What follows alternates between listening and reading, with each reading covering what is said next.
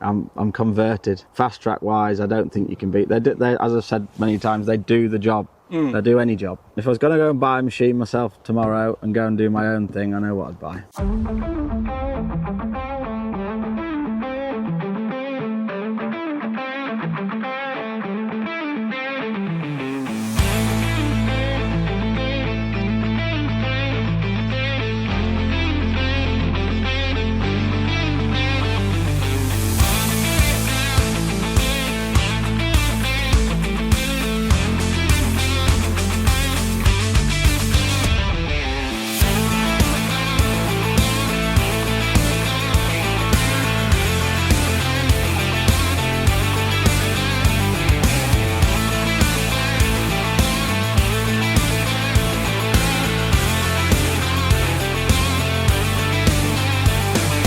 Ladies and gentlemen, hello and welcome along to our final episode of our celebration of the icon of agriculture that is the JCB Fastrac. And for this episode, you find us in Lincolnshire with JSE Systems, who is going to share their history and their experience running the Fastrac for many, many years. And to do that, we've got the Managing Director of the company, Mr. Nick Johnson. Morning. So, Nick, thank you very much for sparing a bit of time. I know you're a busy man. Your yard is absolutely flat out as we turned up this morning. But we'll go back to the beginning for a start off before we dive into your history of the Fastracs.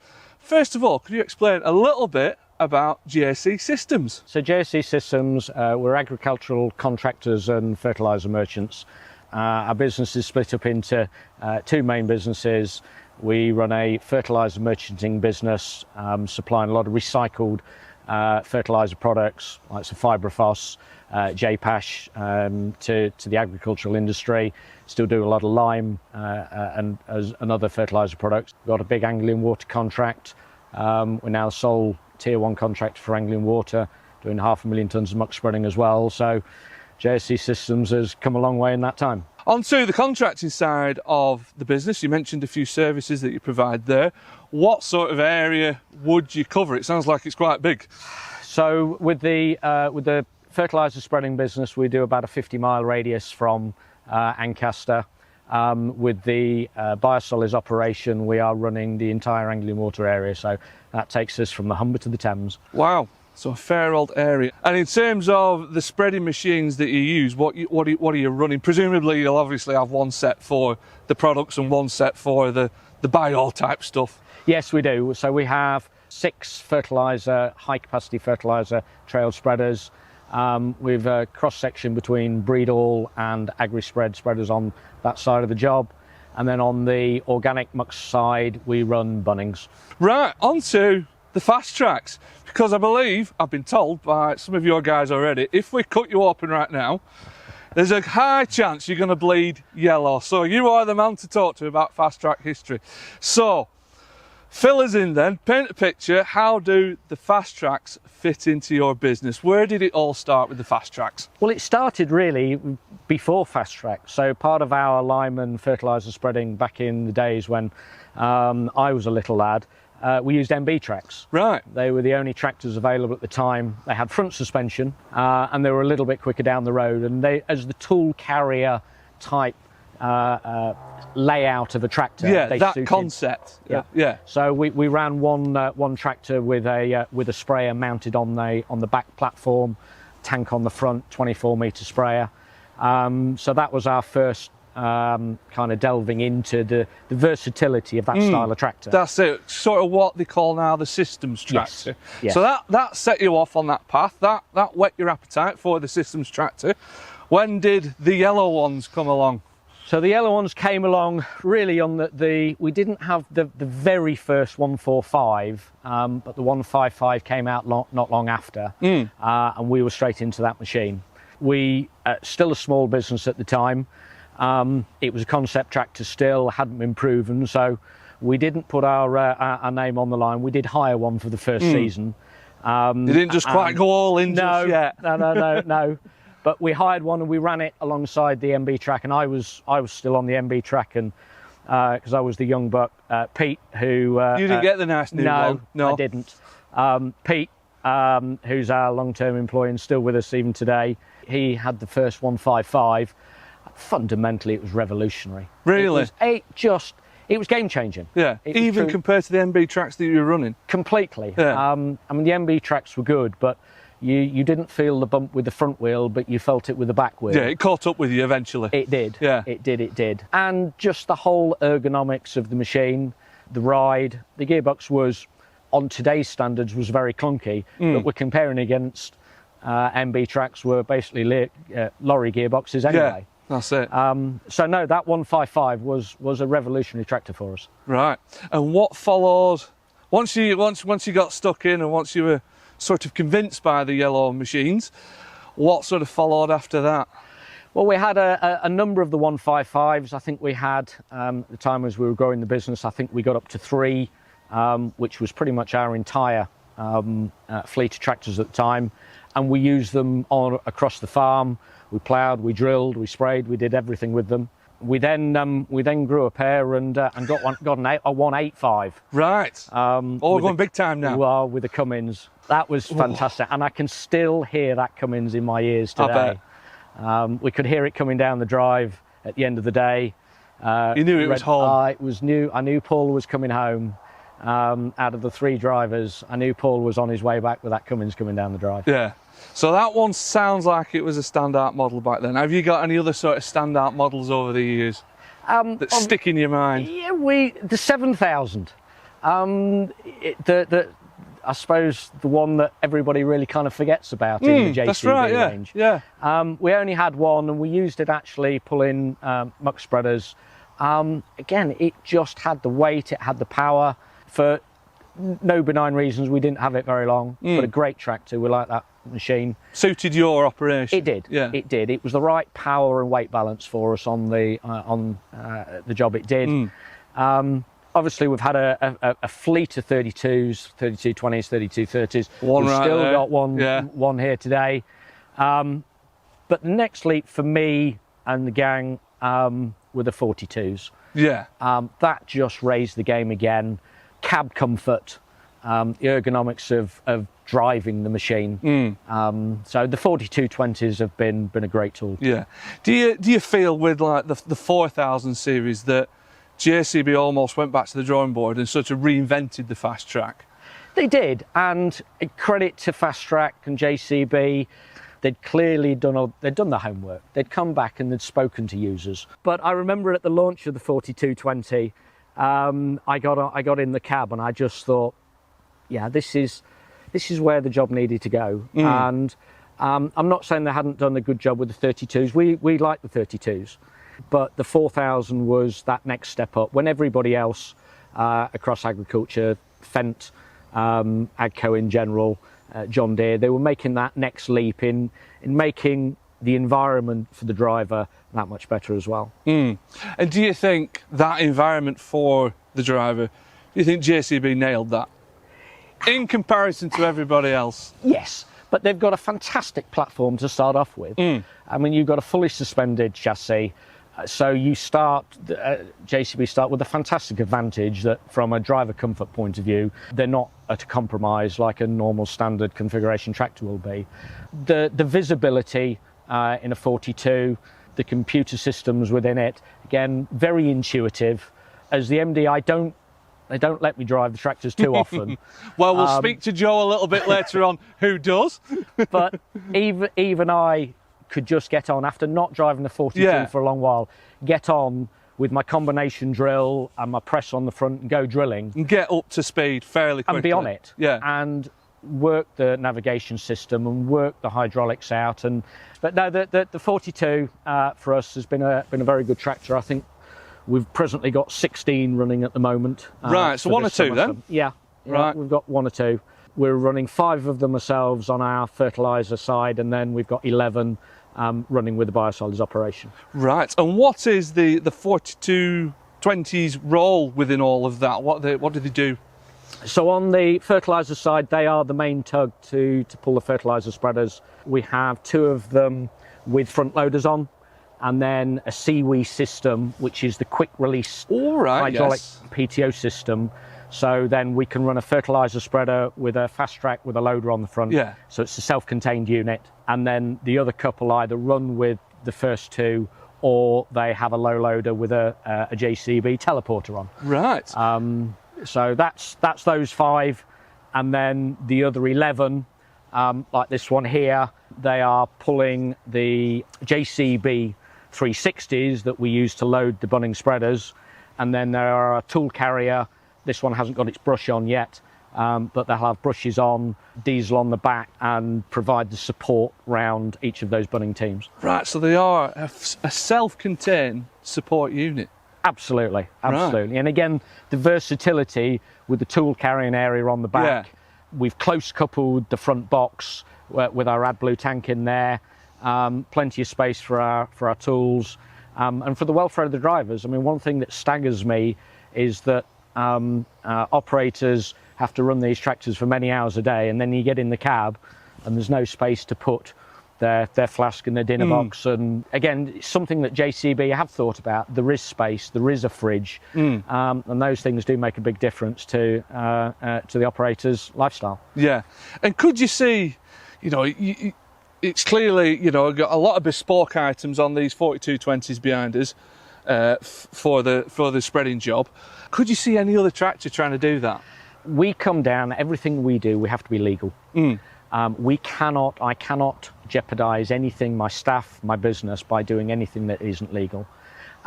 We do require that extra speed on the road to be able to legally go above 25 miles an hour.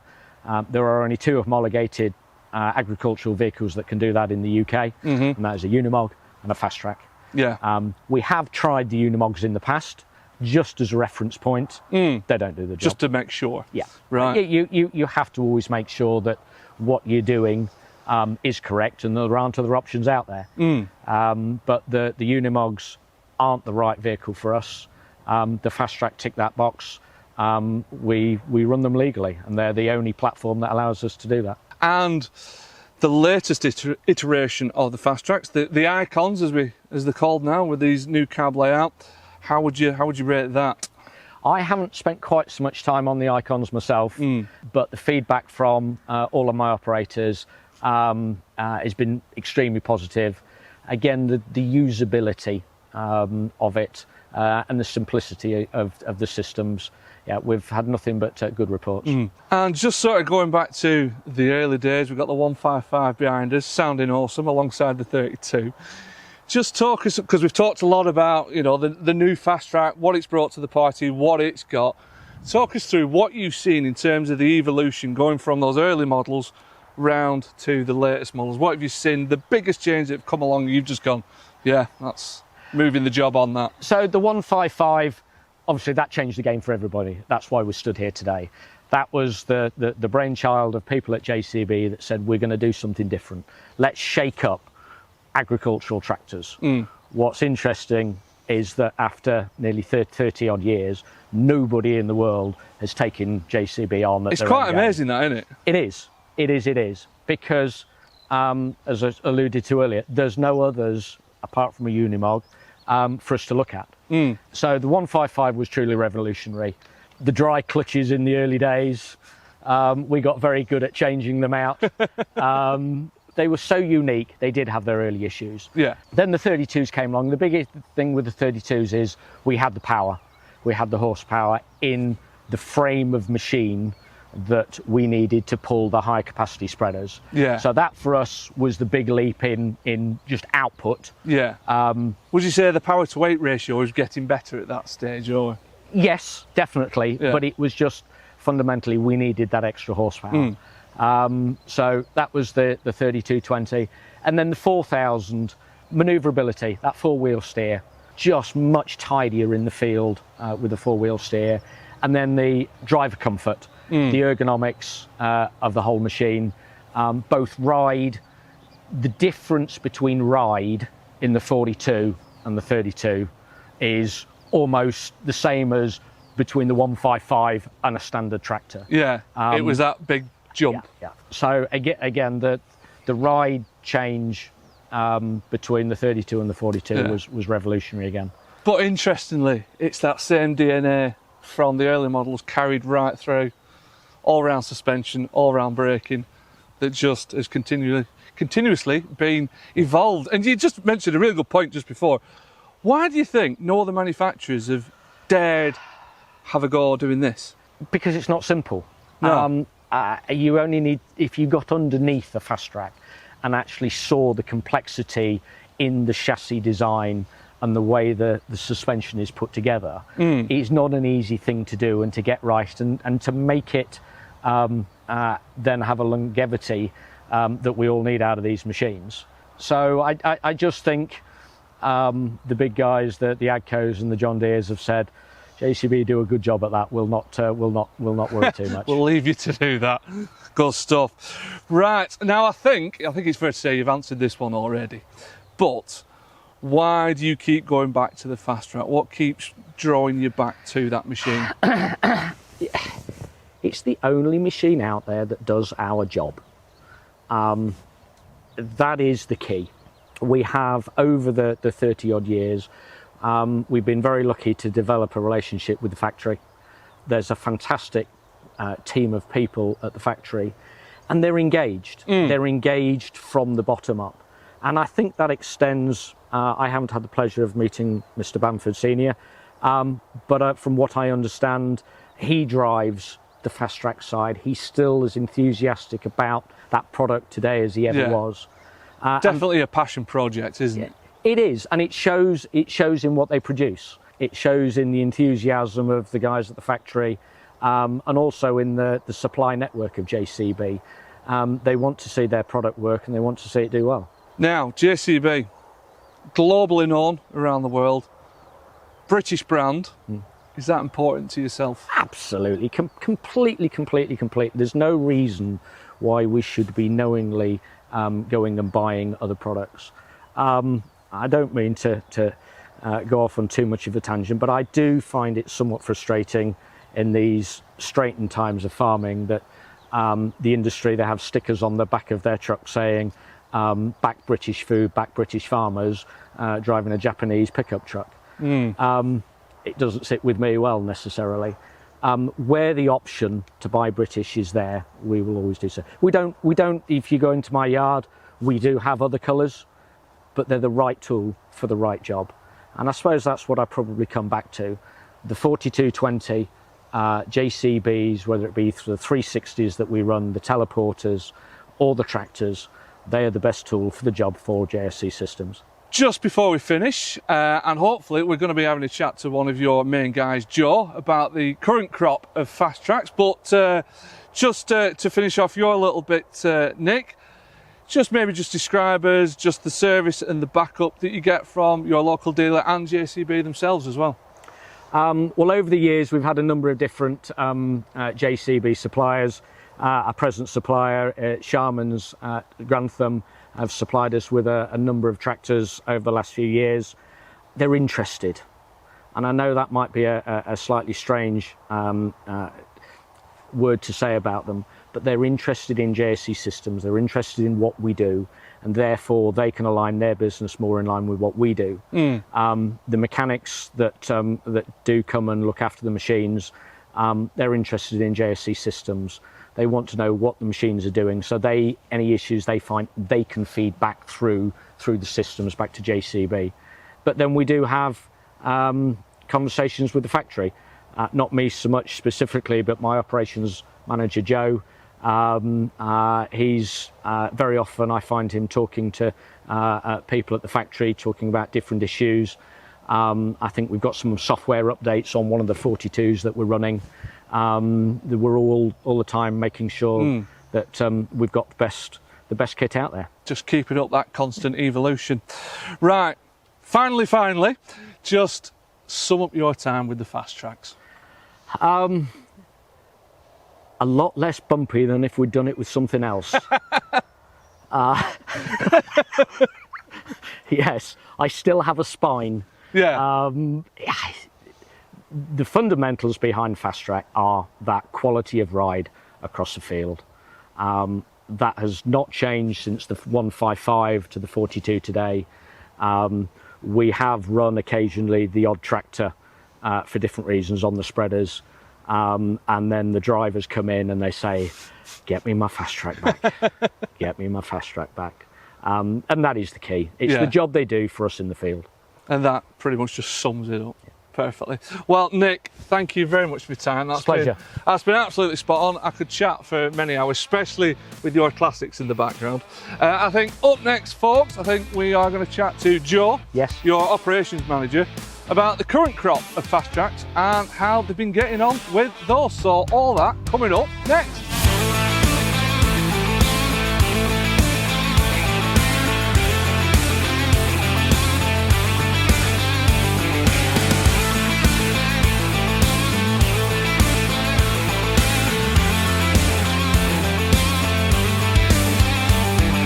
As promised, we now move on with our episode, and we're now going to have a chat to Operations Manager Joe Hampsey, and we're sort of going to discuss the sort of current crop of Fastracs and how you've been getting on with them. But first of all, Joe, just well, explain your role in the business. How long have you been here? What have you been up to? What goes on? I came here originally from Lancashire 8 years ago. Been here ever since. Started as a spreader driver. Started on a 4000, one of the first Nick kind of bought.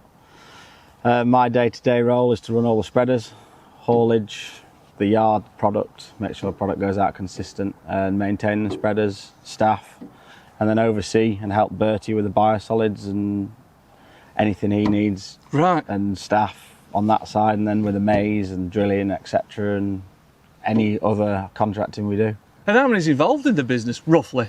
So there's Steve and Nick on the sales side of things, looking after the agronomy side of the business.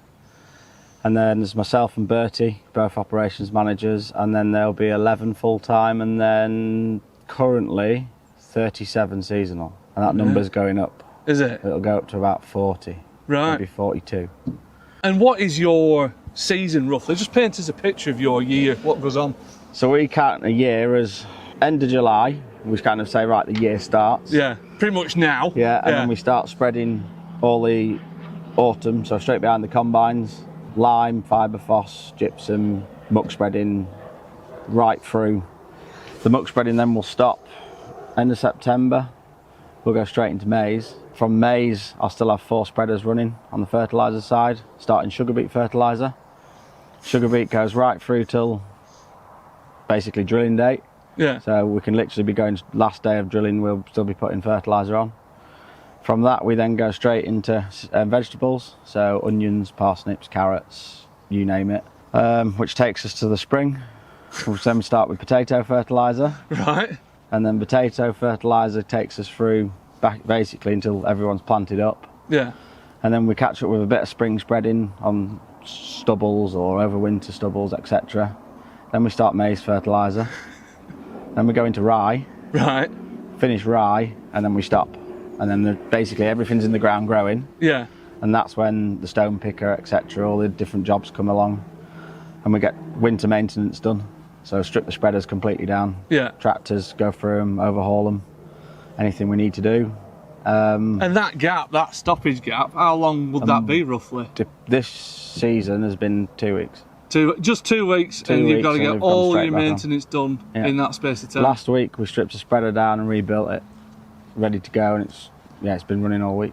So you mentioned earlier on, you've been here, what is it, 9 years now, and you've pretty much seen all the 4000s. So when would the 4000s, when would they have started here? He bought some of the first ones, 2015, Right. I think, and we've seen all the models come through, driven all of them, I think. Yeah. So yeah, and like today we've got 4 icons and 1 non-icon, which will soon be going. Yeah. And the icon cab for the lads is just a game changer from what it was. Yeah. Running your spreader on a separate screen with your GPS in one place, so you can look at your acreage, your boundary, etc. You can keep an eye on the job better. Your camera system, the onboard cameras as well, we wire into them, so everything just comes through to the tractor. You've not got extra cables.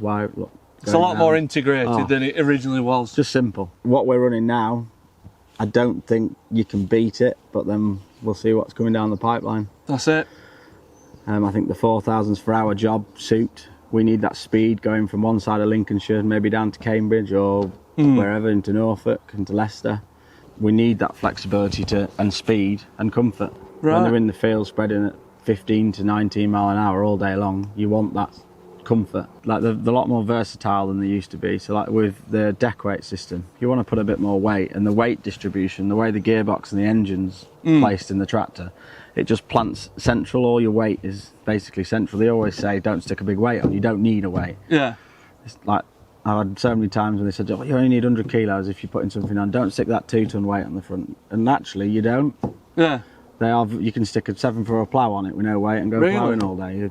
But you can get the power to the ground, and again, comfort with a loader on. You can't fault it. We just want to be going in doing 60, 70 ton jobs and getting to the next and trying to be quick. Yeah. Is it ideal for that sort of job, just that? Yeah, you can get in, get out. Done. Get in, get out, do the best job you can. And yeah, we need that speed, flexibility. And if the weather changes, like yesterday I was on a spreader, I got rained off. They didn't, so I could have gone somewhere else. So just literally spreader on, go. You don't need to put your telehandler, low loader and put the spreader on the back. You literally are just out the gate and gone. And then sort of bespoke items on the truck, or the spec. Is there any particular spec that you go for your certain set of jobs, applications, tyres, that sort of thing? So we are toying with one of them's on 710s all round. We actually run 710s on the rears and 600s on the front. Right. For when you get into that sticky situation in the winter, you're not scrubbing out an expensive tyre on the front. And two, you've just got a bit more footprint on the rear and the back end. Spec wise, they're all top spec. We let the lads kind of pick and choose a little bit. Ben wanted a sunroof as his latest, so he's got a sunroof. We kind of let them, as long as it's not ridiculous. The biggest thing now is the reverse fan. So with all the dust and the lime and the fine products we're dealing with, we found that it can be very corrosive. So the reverse fan has been a game changer. Yeah, just so spit it back out. The rest of them now are all coming with reverse fans. That has been very good. Yeah. And reliability, we can't fault it. It's really every 45 minutes, I think Ben's got it set. Yeah. And it just has a 20-second surge and just does the job, spits it out, carries on. That's good. I think that's probably be a definite add-on. Yeah. But they are all top spec, all full light package, everything, leather seats, the lot. And when it comes to that very busy maintenance period, that fortnight, do you have specific mechanics to carry out that work, or is it the actual operators themselves that carry out that work? So the tractors are all in warranty. Right. So Sharman's down the road. We have one guy that comes from them, Harry, who technically, I would say lives here, but he's here all the time. You keep him busy. We keep him very busy. So he looks after the tractors. The lads speak to him. If they break down in the field, they normally let me know he's on his way. Or out of warranty, we have our own fitter, who is ex-JCB. Right, that'll be handy then. Very handy. Yeah. So he looks after the loading shovel, telehandlers and anything out of warranty. Right.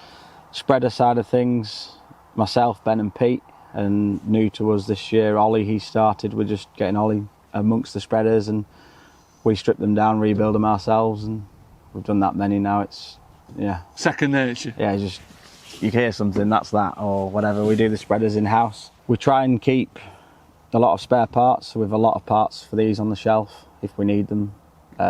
Brake pads, a lot. We do them ourselves.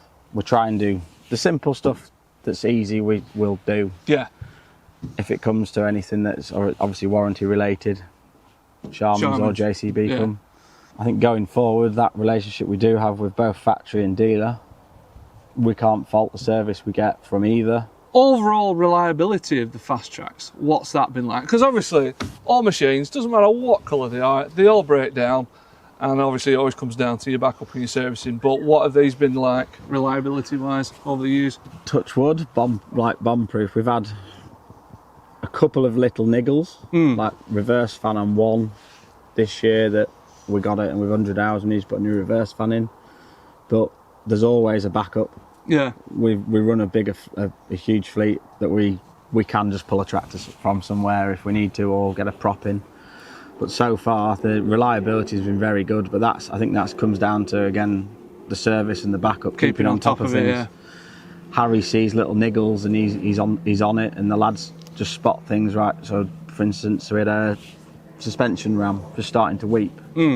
Change it while it's wet. Get it changed. Yeah, yeah. Just small things like that. Don't let it develop. No. Yeah. If we find a problem or we see a problem, we try and keep on top of that. Yeah, don't turn the radio up and ignore it. Yeah, but the reliability of them, the earlier stages, as I said, with the hubs, that was a small teething issue, but everything now, reliability, I would say, is fundamentally very good. Yeah. Spot on. Right. Bit of performance chat, so we'll rattle through a few bits. So, how would you sort of rate engine characteristics, transmission characteristics of these 4220s? Engine, can't really fault it. The power to rate ratio is there. It's gearbox, there's no lag. It's the speed is there, and there's no judder. It's just it's comfortable. It's a responsive transmission. Very smooth. And on the new icons with your responsiveness, you can change the foot throttle or your joystick if you're in Pro or Classic, and change the different models to suit the operator. So I know Pete drives it in one way, I drive it a different way. Yeah, one of you might be a stick man, one of you might be a pedal man. Yeah, so that flexibility's there. And more so than they used to be as well. Yeah, so that's one thing with the icon that we've seen a huge difference in, is the way you drive the machine. Yeah. So like the older model, without you put it into PS and you're knocking the sticker out left to right, or with this it's just tap the stick across, it's in cruise, or just give it a little bit more nudge and you're just giving that incremental speed going forward. Do you find it more intuitive to drive these later ones? Yeah. Yeah. If anything, some people say they're more difficult to understand, but I actually think they're more simple. Right. Once you've got your head around that screen, which first instance you think, oh, this is only because it's different. Yeah. But once you get your head into it, it's simple to work out. The layout of it, the structure of the way they've made everything simple, and you don't have to go through that page to that page. That's it. There's not layers and layers. Yeah. It's just easy and simple to use. Yeah. And technology-wise on that screen, what you're running on there? Do you run any of your Variate on there? So we run through the operation centre on the John Deere system. We run the VR through that, but the spreader will be ran through the tractor screen. Right. So the Isobus control comes from the tractor. So task controller is 2 for the tractor. Yeah. Which has then got your Breedle or your spreader screen on, so you can operate that, and then all the variable rate runs through the John Deere, which just overlays, and they work together really well. Yeah. And in terms of that technology integration, you got some elements of it coming from a different brand. What was it like bringing it all together? Absolutely fine. There's no teething issues, no niggles. We can pull data that I didn't think we would be able to pull. Have you any idea of cost of running these, particularly these 4000 series? What's cost of running these like? So we were running 12 metre spreaders. We're now running 24 metre spreaders, which are running on a PTO hydraulic pack. We're using about 20% less fuel a day. Running costs of these a day, you're looking at 130, 140 litres a day, averaging 150 to 200 hectares a day. And that's recent. I've been looking at that in the last couple of weeks while I've been on one myself. That's what's actually been happening. Yeah. And I can put the cost per hour, even the cost per hectare, and field by field. So if I have a job that a farmer says, oh, while you're here, can you spread this? Well, we've not supplied the product, so I can look, well, we've used that much fuel, so I'll charge you this much per hour, and we can pull that data. Going down to the nitty-gritty numbers, I do have a spreadsheet that we pull everything in, do all the hours of per machine, and we try and keep a log of each individual breakdown. That gets put down in the folder, per every machine at its own folder for everything they have, looking at costs, so we can break down what that tractor's actually cost us. And we try and do that one for resale value, so we know when we sell it how much it's cost us to run per hour. We try and keep the numbers simple, but then when it comes down to it, we can break it down and go into the nitty gritty and actually say that tractor's cost us too much. Well, why?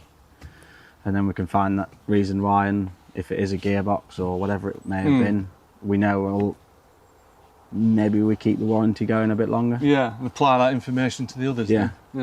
Cab-wise, we've talked a lot about that, but just talk us through overall, the layout, comfort, that sort of stuff. Layout's brilliant. The fact you've got your fridge under the passenger seat, you've got more room to your right hand side for your drink or phone or the USB. It's just simple little things. Radio system, the fact you control it, the climate control is all on the armrests. That simplicity, it's all there, it's all at the touch of your fingers. You're not having to reach up, or the visibility is brilliant. From sitting on that seat, whether we put a diesel tank behind, you can still open the back window. Yeah, even with the tank on the deck. The way they're all made, you can still open the window. The visibility is awesome, and the camera system for the hitch, or whether it's a camera on the front, or everything they've thought about and integrated in the cab has just been made simple. The joystick, the way it suits the hand, it's nice, and the auxiliary joystick, if you're on the blade, or whatever implement you've got on, it's simple, and all the isobus functions that you can control through each individual button. So the spreader is controlled from the joystick. You're not having to touch your screen. It's all there, whether you're folding out, running the belt, pre-charged, PTO, it's all just there as a simple process of you choose how you want the button layout. Or that's it. And from a practicality point of view, like just simple things like getting implements on and off this thing, obviously, because it's a bit of a different tractor compared to all the other makes out there. Do you find it still integrates well with, the implements that you're putting on and using with this? Yeah, I wouldn't say this tractor can do anything, can't do anything a conventional tractor can do. It will still do any job, whether it's ploughing, mowing, trailer work, cultivation, drilling, it'll do the same job. Yeah. And if anything, with a four-wheel steer, the all-round braking, I think it'll do it better. For what we're doing, we need the speed, we need the comfort, and that's what it all keeps going back to. Yeah. And to be legal, that's the biggest thing. Yeah. Speed, comfort, versatility, legality. Yep. That's it. Yeah. And that's what these just tick that box. And they tick a box on multiple different levels, and it always comes back to the driver, the operator. We need the output. When we're against the weather, we need to be getting on and kicking the hectares out and the tons out. When we've got 4 lorries on the job keeping spreaders running and a lad in the yard screening product, we need to keep everyone busy, because when we stop, it's a headache. Yeah. Just to finish with, same question that I asked Nick, sum up your time with the JCB Fastracs. I wouldn't want to drive anything else. If anything, I was a John Deere man when I came. Oh, you're a convert? I was a John Deere man when I came. I wouldn't drive anything else. With a John Deere in the yard with the Valtras, I have the opportunity to take a tractor home every now and then and mow at home, and I'm converted. Yeah. But they're Fastrac wise, I don't think you can beat. They, as I've said many times, they do the job. They do any job. I wouldn't. If I was going to go and buy a machine myself tomorrow and go and do my own thing, I know what I'd buy. Yeah. Straight to this. Yeah. Spot on. Well, Joe, thank you very much for your time, sharing your thoughts and experience with the Fastracs, particularly this latest 4000 series that you've been working with quite a lot over the last 8-9 years. Also, thank you to Nick, wherever he's gone. He's disappeared somewhere, he's there. So thank you to Nick as well for earlier on in this episode. And also, finally, thank you very much to you guys for watching this series about the JCB Fastrac tractor. I hope you've enjoyed it as much as we have making it. If you haven't seen the previous episodes already, go check them out. Episode 1, all about the history and the evolution of the Fastrac. Episode 2, all about the production of the tractor. Episode 3, all about the testing and development, and the episode that you've just seen, episode 4, which has been all about a long-standing customer of the JCB Fastrac tractor. And I've got to do a few thank yous, and I've jotted a few down because we've had so much help throughout this series as we've been going along. So to all those that have, spared their time to be in front of the camera and do the interviews, you've all been amazing. So in no particular order, big thank you to Robin Carter, Rich Cadman, Alex Skittery, John Smith, Ian Pettifer, Paul Evans, Joe and Nick from JC Systems, Jamie Dobson, and of course the man himself, Lord Bamford. Also a big thank you to those behind the scenes as well. So to David Timmis, Greg Fitton, James Butler, who sorted out all the archive footage for him. I do apologise to him because I had a lot of requests for the archive footage. to my long-suffering cameramen, to Steve today and to Chris as well, and to Henry who's been moving the tractors around. So there we go. Like I say, hope you have enjoyed this series. It has been absolutely awesome to make, and I think really the final question is, yeah, what's the future of the Fastrac? It's going to be interesting to find out, which we look forward to. Thank you very much for watching.